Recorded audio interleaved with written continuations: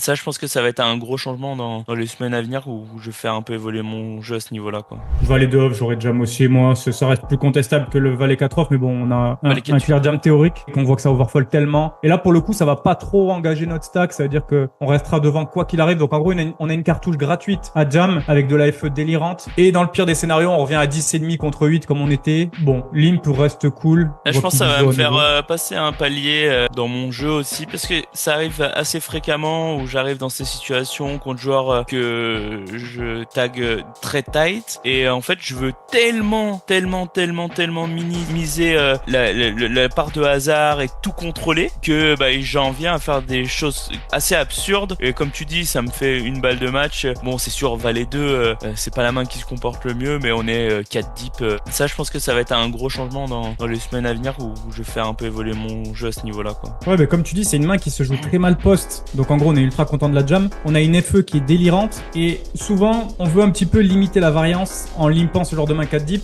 Mais on l'augmente en fait. Parce qu'on va potentiellement avoir des configs post-flop comme le Valet 4 de tout à l'heure où on a Floodrone où j'ai déjà allé sur une range dominée, etc. Alors qu'en fait, si on combine lever du jam combiné à la FE qui est démentielle sur ce genre de profil. Donc ouais, clairement, je pense que c'est un no-brain all-in ici. Mais bon.